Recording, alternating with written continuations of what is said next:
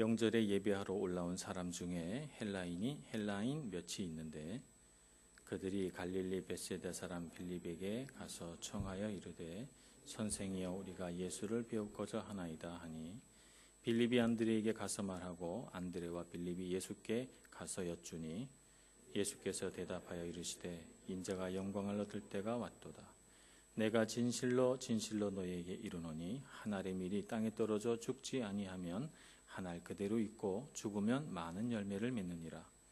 자기의 생명을 사랑하는 자는 잃어버릴 것이요 이 세상에서 자기의 생명을 미워하는 자는 영생하도록 보존하리라. 사람이 나를 섬기려면 나를 따르라. 나 있는 곳에 나를 섬기는 자도 거기 있으리니 사람이 나를 섬기면 내 아버지께서 그를 귀히 여기시리라. 지금 내 마음이 괴로우니 무슨 말을 하리요. 아버지여 나를 구원하여 이때를 면하게 하여 주옵소서. 그러나 내가 이를 위하여 이때에 왔나이다. 아버지여 아버지의 이름을 영광스럽게 하옵소서 하시니 이에 하늘에서 소리가 나서 이르되 내가 이미 영광스럽게 하였고 또다시 영광스럽게 하리라 하시니 곁에 서서 듣는 무리는 천둥이 울었다고도 하며 또 어떤 이들은 천사가 그에게 말하였다고도 하니 다 같이 예수께서 이르시되 이 소리가 난 것은 너희를 위한 것이니라. 아멘. 오늘 예수님께서 이 말씀을 하신 상황을 우리가 잘 보면 좋을 것 같아요. 특이하게도 헬라 사람 몇 사람이 예수님을 찾아왔습니다. 헬라 사람이라고 하는 것은 당시에는 한 두 가지 의미로 생각을 해볼 수가 있어요. 왜냐하면 당시 세계는 헬레니즘 세계다 이렇게 말하자면 알렉산더 대왕 이후에 지중해를 평정한 그리스인들이 유럽 아주 곳곳의 중요한 지역을 다 차지했던 그런 시기이기 때문에 그 문화와 그 어떤 정치적인 배경 속에서 로마가 탄생을 했거든요. 그래서 당시 웬만한 그 번창한 도시에는 다 상권을 그리스인들이 쥐고 있었어요. 그런 상황에서 새롭게 대두된 그 신흥 세력들이 있었는데 유대인 상인들이에요. 그래서 유대인 상인들과 그리스 상인들은 이 지중해 연안의 각 도시에서 서로 경쟁하기도 하고 때로는 자기들의 이익을 위해서 또 협력하기도 하고 그러다 보니까 이 그리스계 사람들이 유대교로 개종하는 일들도 있었고 또 유대인들도 많이 그 헬라화해서 그리스의 어떤 언어 이런 것들을 완전히 습득해서 마치 그리스인처럼 된 그런 유대인들도 있었어요. 그래서 여기는 이제 두 가지 가능성이 있습니다. 예루살렘에 예배하러 온 걸 보니까 분명히 이들은 유대교를 믿는 사람들이에요. 그러니까 그리스인으로서 유대교로 개종한 사람이든지 혹은 유대인으로서 그리스 지역에 살면서 헬라화한 유대인이든지 이 둘 중에 하나입니다. 그런데 그들 마음속에 하나님을 경외하는 열망이 가득 차 있는 거예요. 그래서 하나님께 예배하고자 어느 도시에서 왔는지 알 수 없으나 먼 거리를 여행해서 여기 예루살렘 성까지 와서 유월절 예배를 드리려고 한 거예요.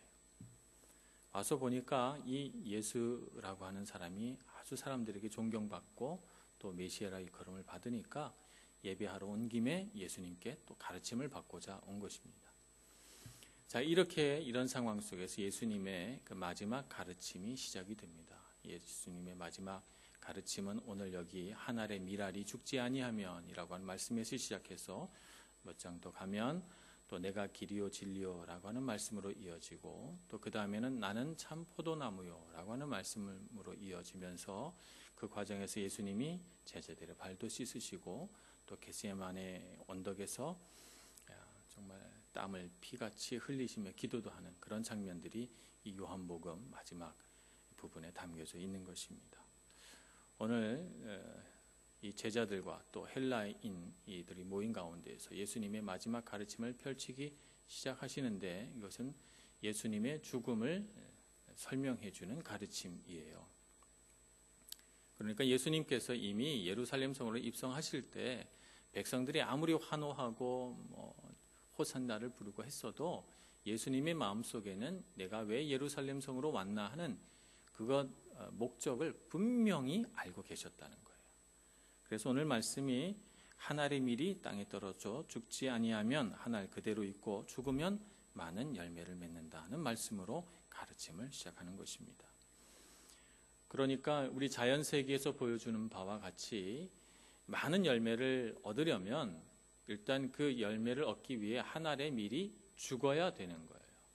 죽어서 그것이 파괴되고 그 씨앗이 형체가 없어지고 그것이 썩어져 버려야 그래야만 생명이 움트고 자라서 많은 열매가 거두어진다는 것이죠. 그래서 이 자연 세계가 그런 것처럼 예수님도 하나님 나라의 영적인 세계에서 한 알의 밀이 되기 위하여 오셨고, 그래서 예수님이 진정으로 많은 열매를 거두어서 이 땅에 하나님 나라의 많은 부요한 것들을 주기 위해서 예수님이 죽으시려고 하신다는 거예요. 그래서 이 죽음의 과정에 예수님이 먼저 가신 본이 되고, 그리고 예수님의 제자들도 그 과정을 뒤따라 오라고 지금 말씀하시고 또 가르치시는 것입니다. 그래서 하나님 나라의 부요한 원칙은 이렇게 됩니다. 25절 말씀 보면 자기의 생명을 사랑하는 자는 잃어버릴 것이요 이 세상에서 자기의 생명을 미워하는 자는 영생하도록 보존하리라, 이렇게 말합니다. 그래서 자기 생명을 죽음에 내던진 사람은 한 알의 밀이 떨어져 죽어서 많은 열매를 맺고 그 씨가 영원토록 보존이 되는 것처럼 사람도 자기 생명을 미워하고 죽으면 하나님께서 그 영혼을 영원토록 보존시켜 주신다는 것입니다. 그래서 제자들을 초대합니다. 26절 사람이 나를 섬기려면 나를 따르라. 나 있는 곳에 나를 섬기는 자도 거기 있으리니 사람이 나를 섬기면 내 아버지께서 그를 귀히 여기시리라. 아멘. 그래서 여기 예수님께서 가르치시는 것은 예수님을 뒤따르는 것과 예수님을 섬기는 것은 같은 의미라는 것이에요. 그래서 나를 섬기려면 나를 따르라, 이렇게 말합니다. 예수님을 따르지 않고 예수님을 섬긴다 말할 수 없고 예수님을 섬기면서 예수님을 뒤따르지 않을 수가 없는 것입니다. 그래서 뒤따름과 섬김은 똑같은 거예요. 우리는 흔히 섬기는 것과 뒤따름을 분리시켜서 생각합니다. 섬기는 것은 섬기는 거고 예수님을 뒤따르는 것은 뭐 또 다른 의미라고 생각하지만 우리는 예수님의 가르침에서 배울 수 있어요. 아, 섬긴다는 것은 뒤따른다는 것이구나, 이런 것이죠. 그래서 우리 교회 안에서 일어나는 여러 가지 섬김은 사실은 뭐예요? 예수님을 뒤따르는 거예요. 그 섬김 속에서 무엇이 있어요? 자기 죽음이 있는 것입니다. 그 많은 섬김 속에서 우리가 죽어야 돼요. 죽을 수밖에 없는 여러 가지 갈등과 어떤 아픔들과 상처와 이런 것들을 경험하죠. 그것이 나의 죄든 남의 죄든 우리는 그 갈등 상황에서 나의 죽음을 직면하게 됩니다. 때로는 죽기도 하지만 또 죽지 못해서 갈등하기도 하고, 때로는 죽음 앞에서 머뭇거리기도 하고, 때로는 뒤돌아서서 반대쪽으로 가기도 해요. 그러나 우리가 분명히 알아야 하는 것은 많은 열매를 거두려면 우리는 죽음을 선택해야 하고, 죽음은 곧 예수님을 뒤따르는 것이고 예수님을 뒤따르는 것이 곧 주님을 섬기는 것이다 라고 하는 이 원리를 알아야 합니다. 우리 제자훈련할 때 위험한 순종이라고 하는 책을 읽습니다. 거기에 이 책을 지으신 분이 릭 워렌 목사님의 사모님이신 K 워렌 사모님이신데, 어떻게 에이즈 환자를 돕게 됐나, 에이즈 환자를 돕는 사역을 시작하게 된 계기를 설명하세요. 릭 워렌 목사님이 이제 교회를 개척하고 세우려고 하는데 건축 부지가 잘 안 나요. 어렵게 이렇게 땅을 이제 사려고 하는데 또 건축 허가가 안 나는 거예요. 환경 규제 뭐 이런 걸로 해서 건축 허가가 안 나요. 그래서 굉장히 오랫동안 애썼는데도 자꾸 걸림돌에 걸리고 허가가 안 나고, 또 대지를 구입하는데 교인들이 또 협조를 안 해줘서 헌금이 모이지도 않고, 그래서 막 우여곡절을 너무너무 많이 겪어요. 그래서 그날도 남편 릭 워렌 목사님이 환경 문제 때문에 건축 허가가 안 났다, 이 소식을 듣고 이 워렌 사모님이 분노가 폭발했어요. 누구를 향해서? 하나님을 향해서. 그래서 화가 막 나서 문을 쾅 닫고 들어가서 막 기도를 했답니다.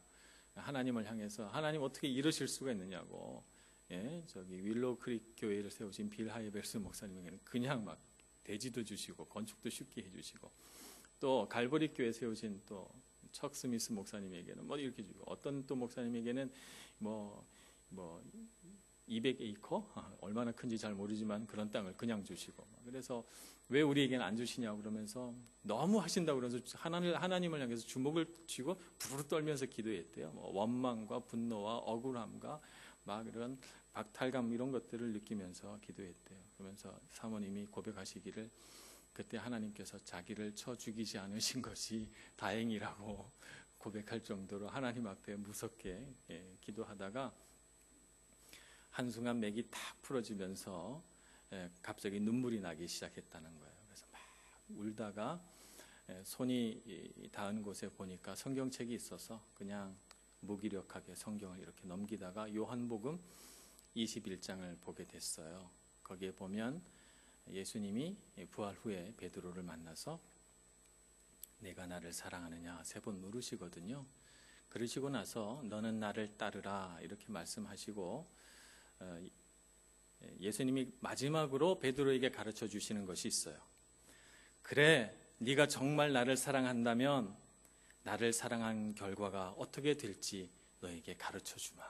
예수님의 마지막 가르침이세요. 어떻게 됩니까? 네가 젊었을 때는 네 스스로 띠뛰고 네가 원하는 대로 다녔거니와 네가 이제 나이 들면 다른 사람들이 와서 너의 허리에 띠뛰고 너는 양팔을 벌리고 사람들이 잡아 끄는 대로 가게 될 것이다라는 거예요. 그래서 제자 요한은 이것을 해석하기를 베드로가 어떠한 죽음으로 하나님께 영광 돌릴 것인지 예수님께서 설명하셨다는 거예요. 그래, 네가 정말 나를 사랑한다면 나를 사랑한 결과가 어떻게 될지 보여주마. 네가 나를 사랑하면 죽게 될 것이다 라고 하는 것입니다. 우리가 그것을 알아야 해요. 베드로의 죽음을 말씀해 주시잖아요. 그래서 K 워렌 사모님이 그 말씀을 붙잡고 정말 많이 울었다고 해요. 그 순간 자기가 하나님 앞에 얼마나 큰 죄를 지었고 내가 하나님 앞에서 얼마나 완악한 마음으로 자기 주장을 했었는지를 깨닫고 모든 것을 다 내려놓고 하나님께 순종하기로 결심하셨다라고 말하고 있습니다. 뒤따름은 자기 죽음이에요. 죽음을 경험하는 것이고 그것이 진정한 순종이다 이렇게 말할 수가 있습니다. 예수님께서 하나님 아버지의 말씀을 따라 순종한 결과는 십자가예요. 하나님 말씀대로 살려고 하니까 하나님께서 예수님에게 예비하신 것은 죽음입니다. 그런데 어찌 예수님의 제자들이 예수님을 뒤따라 살아간 결과가 다른 것이 될 수 있겠습니까? 예수님의 제자들도 예수님을 뒤따르면 십자가를 마주하게 됩니다. 이것이 십자가가 가진 신비예요. 감추어져서 신비가 아니라 아무나 그 십자가를 통과하지 못하기 때문에 신비라 하는 것입니다. 어떤 사람은 예수님을 너무너무 사랑하기 때문에 예수님이 지셨다면 저도 질게요 하고 십자가를 지고 갑니다. 참 제자고. 어떤 사람은 십자가 앞에서 머뭇거립니다. 꼭 십자가를 져야 되나요? 사랑한다면 다른 방법도 있을 텐데 라고 생각하면서 십자가 앞에서 돌아섭니다. 거짓 제자죠. 그래서 십자가는 참 제자와 거짓 제자를 가르는 채예요. 주님 앞에서 죽느냐 안 죽느냐를 가지고 진짜 제자냐 가짜 제자냐를 나눌 수가 있는 것입니다. 예수님의 12제자 중 한 명은 십자가 앞에서 머뭇거렸죠. 자기 생각을 포기하지 못했어요. 예수라는 이 사람에게는 소망이 없구나 생각한 그 사람은 돈 몇 푼에 예수님을 팔아버립니다. 가짜 제자지요. 십자가 앞에서 더 나아가지 못합니다. 우리도 인생을 살아가면서 십자가를 볼 때가 있어요. 우리 인생에. 그럴 때 나는 과연 예수님을 뒤따라 십자가를 선택하는가, 죽음을 받아들이는가 굉장히 중요합니다. 십자가가 나타나는 우리 마음에 여러 가지 영역이 있어요. 내 생각, 내 뜻. 주님께서 그래, 네 생각이 정말 옳다만 나를 위하여 네 생각을 죽일 수 있겠는가 물어보십니다. 많은 사람이 말씀 앞에서 자기 생각을 죽이지 못해요. 자기 고집, 자기 생각 말입니다. 십자가를 통과 못하죠. 자기 생각이 너무 옳기 때문에 아무리 주님이 말씀하셔도 자기 생각을 내려놓지 않습니다. 참 제자와 거짓 제자가 거기에서 나뉘죠. 내 힘과 내 의지, 얼마든지 우리가 내 힘과 내 의지를 사용해서 역경도 이겨낼 수 있고요, 환난도 이겨낼 수 있어요. 하나님께서 우리를 창조하실 때 우리 안에 힘을 주셨기 때문에 우리가 의지적으로 그것을 이겨낼 수 있습니다. 그러나 주님께서 우리에게 물어보시죠. 네 힘을 사용하지 않고 네 의지를 사용하지 않고 나를 기뻐하며 살아갈 수는 없겠니? 그래서 네 힘을 여기서 죽여라 이렇게 말씀하실 때 과연 내 힘을 사용하고 내 의지를 사용하는 것을 죽이고 그것을 내려놓고 온전히 하나님이 주신 기쁨으로만 살아갈 수 있는가? 우리에게 물어보십니다. 내 꿈이 있어요. 내가 살고 싶은 미래에 여러 가지 꿈들이 있습니다. 주님께서 물어보십니다. 나를 위하여 너의 꿈도 내려놓을 수 있겠니? 네가 이것도 하고 저것도 하고 싶고 너에게 이런 재능도 있고 저런 재능도 있어서 네가 살고 싶은 정말 그런 목표하는 것들이 있지만 나를 위해 네 꿈을 포기할 수 있겠니라고 물어보십니다. 그럴 때 내려놓을 수 있는 사람이 진짜 제자예요. 저는 제 꿈이 아니라 하나님께서 꾸시는 꿈을 꾸고 싶어요 라고 말할 때 진짜 제자가 되지요. 우리에게도 나라가 있습니다. 우리에게도 나라가 있어서 내가 다스리는 나라가 있어요. 내가 만들어 놓은 세상, 내가 관계하는 세상, 그 세상에서는 내가 왕입니다. 내가 주인공이고 내가 만들어낸 드라마에서는 항상 나는 왕자고 공주이죠. 그래서 내 세상을 다스리는 이 내 세상 가운데서는 내가 원하는 대로 돼야 되기 때문에 내 생각과 내 의지와 내 꿈들을 펼쳐나가면서 거기서 내가 왕노릇합니다. 그런데 어느 날 주님께서 오셔서 네 나라를 내게 줄 수 있겠느냐라고 물어보십니다. 더 이상 너가 왕노릇하지 말고 너의 왕자, 너의 보좌에서 너가 내려오렴. 우리에게 말씀하실 때 내려오는 것이 제자고 그것이 예수님을 향한 참된 뒤따름이죠. 그것을 경험할 때 우리는 죽음, 십자가라고 하는 것을 보게 됩니다. 내가 왕 되었던 곳에서 내려와서 왕의 자리에 주님을 모시는 것. 우리가 이것을 우리 이성으로 머리로 생각하기에는 참 쉬워 보이지만 그러나 우리 현실 세계에서 우리가 그것을 경험하게 되면 참 선택하기 쉽지 않습니다. 그래서 내가 죽는 이 우리 제자들의 죽음을 여러 가지로 표현해요. 어떤 사람은 깨어짐 이렇게 표현합니다. 또 어떤 사람은 버림 이렇게 표현합니다. 또 어떤 사람은 무너짐이라고 표현하시기도 해요. 또 어떤 분은 내려놓음이라고 표현하시기도 합니다. 다 맞는 말씀이지요. 각각이 가리키는 영역은 조금씩 다른 것 같아요. 깨어짐이라는 것은 내가 얼마나 죄인인가 하는 것을 깨닫고 나의 완악함, 아주 딱딱하게 굳어버린 나의 고집스러운 완악함을 깨뜨리는 것이 깨어짐이에요. 깨어질 때 얼마나 아픕니까? 소리가 와장창 나고요. 정말 거기서 뭔가 이렇게 아주 극적인 어떤 아픔들이 쫙 우리 영혼과 마음에 들어오거든요. 이것이 깨어지지 않고는 주님을 뒤따르기 어렵습니다. 자기 마음의 완악함을 깨닫고 그것을 주님 앞에서 깨트리는 이 깨어짐이 없이는 어떻게 십자가를 지고 따를 수가 있겠어요? 많은 사람들이 자기 마음을 깨트리질 않아요. 완악한 마음, 자기의 고집스러운 마음을 그대로 둔 채 자기 겉모습만 가지고 예수님을 따르는 척하는 거예요. 주님이 보시기에 얼마나 이 교묘한 위선이 죄이겠어요. 깨어지지 않고 자기 본 마음은 그대로 놓고 깨어진 척하는 이런 신앙은 주님 앞에서 얼마나 부끄러운 일이에요. 많은 사람들이 진정으로 자기 중심이 깨어지지는 않은 채 깨어진 척하는 삶을 살아가고 있어요.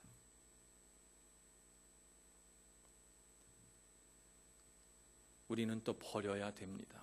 새로운 가치를 발견했기 때문에 이제 내가 예전에 가치롭게 여겼던 것들은 다 무가치한 거예요.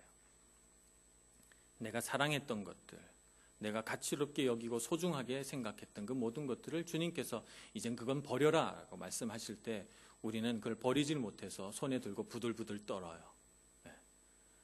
네가 나를 위해 네 가족도 버릴 수 있겠느냐? 네가 나를 위해 너의 자녀들도 버릴 수 있겠느냐? 네가 나를 위해 네가 그렇게 소중했던 꿈도 다 버릴 수 있겠느냐라고 물어보시면요, 우린 부들부들 떨어요. 우리가 버려버리면 주님께서 아무 소망을 안 주실 것 같기도 하고, 또 내가 이거 버려버리면 내 인생은 여기서 좌절과 절망밖에 없을 것 같기도 하고, 막 너무 두려워서 손에 쥐고 부들부들 떱니다. 근데 그것을 버릴 때 너무 놀랍고 아름다운 가치, 소중한 것을 발견했기 때문에 그 모든 것들이 그 앞에서는 무가치하게 느껴져서 버려버릴 수 있을 때, 그럴 때 우리는 진정한 뒤따름을 경험합니다. 그래서 우리는 그때 죽음을 경험해요. 무너짐도 있습니다. 생명을 얻기 위한 거룩한 파괴예요. 오늘 한 알이 밀알이 땅에 떨어져 죽는 것도 하나의 창조적인 파괴죠. 무너져야 돼요. 내가 세워놓은 세상이, 내 영역이 무너져야 됩니다. 와르르 무너져야 됩니다. 무너지지 않고는 다시 세울 수가 없기 때문입니다. 내 나라, 내 왕국을 잘 세워놓은 채로 하나님의 나라를 또 세울 수는 없어요. 그렇기 때문에 내 나라는 무너져야 됩니다. 내려놓아야 해요. 내 것을 포기하라는 거죠. 내 권리, 내 힘, 이것을 다 내려놓는 것이죠. 그래서 우리는 이런 죽음, 깨어짐이든 버림이든 무너짐이든 내려놓는 것이든 이것을 통과할 때 그래서 애통하게 됩니다. 애통하게 돼요.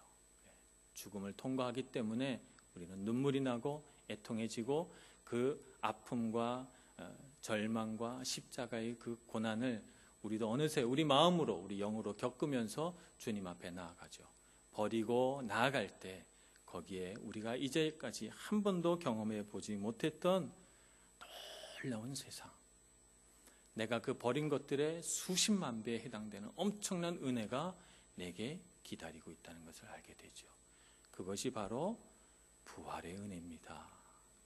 그러므로 고난주간, 2주간을 지나면서 우리가 꼭 경험해야 되는 것이 무엇이냐?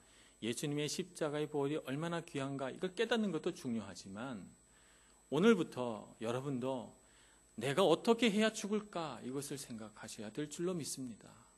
내 안에 아직 부서지지 못하고, 내 안에 아직 깨어지지 못하고, 내 안에 고집스럽게 남아있는 십자가를 지지 않으려는 나의 완악한 죄가 무엇인가 라고 하는 것을 깨닫고 주님을 뒤따라가며 주님이 십자가 지지 말고 내가 십자가 질 때, 그럴 때 우리가 진정한 부활을 겪게 되는 줄로 믿습니다. 어떤 책에 보니까 미디어에 은사가 있는 스티븐이라고 하는 사람이 등장하더라고요. 이 사람이 어느 날 열심히 일에 재능이 많으니까 여러 가지 미디어들을 종합하고 그래서 공연 기획도 하고 해서 유능한 사람이에요. 굉장히 바쁘고 돈도 많이 벌었어요. 재능이 많은 사람인데 어느 날 이 모든 것들이 다 허무하게 느껴지고 마음에 공허함이 찾아오더라는 거예요. 세상은 참 바쁘게 살고 돈도 많이 벌고 우리가 필요로 한 것도 많지만 세상은 가끔씩 우리에게 이런 공허함을 줘요. 그런 공허함을 느낀 이 스티븐이라는 사람이 자기 모든 사역들을 다 내려놓고 단기 선교를 가기로 결정합니다.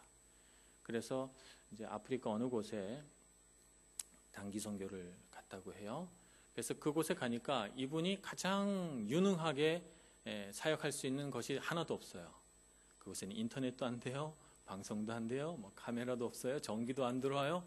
그러니까 이분이 미디어에 능력 있는 사람이라 기계를 만지면 막 출중하게 뭔가를 만들어내는 사람인데 아무 그런 것이 없으니까 가서 그가 할 수 있는 일은 기도하는 일, 땅 파는 일, 이런 일들만 잔뜩 하고 왔다는 거예요. 그런데 왜 그렇게 마음이 기쁜지, 마음이 너무너무 기쁘고 행복하고 자기 삶의 의미가 바로 거기에 있다는 것을 알게 돼요. 그래서 돌아와서 회사 이름을 바꿉니다. 회사 이름을 어떻게 바꾸는가 하면 고마운 불편, 이렇게 바꿉니다. grateful inconvenience라고 이렇게 바꿔서 회사임을 그렇게 바꾼 다음에 꼭 1년에 한 번씩은 이런 단기 선교에 참여해서 세계 곳곳에 정말 이런 불편함 속에서 살아가는 사람들에게 하나님의 사랑을 전하고 그들을 위해서 자기 몸을 헌신하는 이런 사역들을 그 이후로 계속해 나가고 있다 합니다. 우리 교회도 좀 있으면 단기 선교로 가요. 이제 광고 나올 거예요. 네, 여러분들도 아멘으로 응답하시겠죠? 예. 제가 보니까 한 5명쯤 되는 것 같아요. 주님은 아무도 우리 주님께 순종하라고 강요하신 분이 없어요. 순종이 만약 이런 것이라면 우리 안에 뭔가가 프로그램돼서 로봇처럼 입력된 대로 순종하는 것이라면 순종은 참 편할 것 같아요. 그죠? 그런데 우리에게 주님께서 순종할 수도 있고 불순종할 수도 있는 양편의 선택권을 우리에게 주셨어요. 주님에게도 마찬가지입니다. 주님께서 오늘 고백하세요. 27절에 보면 지금 내 마음이 괴로우니 무슨 말 하리요. 아버지여 나를 구원하여 이때를 면하게 하여 주옵소서. 이것이 십자가를 바라보고 있는 예수님의 인간적인 고백이에요. 괴롭고 고통스러운 것이죠. 그러나 내가 이를 위하여 이때에 왔나이다. 아버지여 아버지의 이름을 영광스럽게 하옵소서라고 고백합니다. 주님께서 하나님께 영광 돌릴 수 있었던 가장 높은 가치는 그분의 자유로운 순종이 있어요.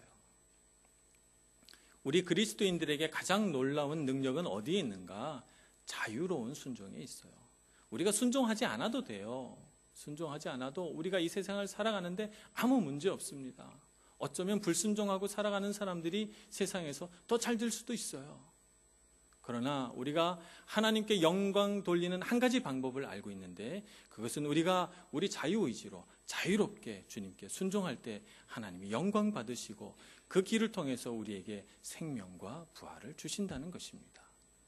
그러므로 우리도 이 때를 살아가면서 예수님의 고백처럼 주님 앞에 자유롭게 순종하고 십자가를 받아들일 수 있는 저와 여러분이 되기를 소망합니다. 세상에 많은 깨어진 영역들을 봅니다. 가정이 깨어지고 인간관계가 깨어지고 물질세계가 깨어지고 자연이 깨어지고 많은 깨어진 영역들을 보고 그 가운데 얼마나 많은 사람들이 고통받고 있어요. 우리가 이것을 회복시켜야 되는데 그 회복은 어디에서 시작이 되는가? 내가 깨어진 마음을 가질 때 시작이 됩니다. 내가 십자가를 지고 갈 때 주님께서 우리에게 이 깨어진 세상을 어떻게 회복시키실지 가르쳐 주시는 것이죠. 그러니 여러분 예수님처럼 십자가 지고 가시기를 바랍니다. 주님께서 십자가 지고 가심으로 우리와 하나님의 사이 깨어진 관계가 회복이 되고 세상이 회복된 것처럼 오늘도 우리도 십자가 지고 이 깨어진 세상을 회복시킬 참제자로 거듭날 수 있기를 간절히 축원합니다. 기도하겠습니다. 은혜가 많으신 하나님 아버지, 우리 안에 오셔서 우리 아직 죽지 못한 심령을 깨트려 주시고 참으로 주님 앞에서 십자가 지고 걸어가는 참 제자가 되어 주님께서 주신 은혜, 그 보혈의 능력들을 우리도 알아가게 하여 주옵소서. 깨트려 주시고 내려놓게 해주시고 내가 만든 세상 다 무너지게 해주셔서 오직 주님만 주인 되시고 주님의 능력만이 드러나는 저희들 모두가 다 되게 하여 주옵소서. 예수님의 이름으로 기도합니다. 아멘.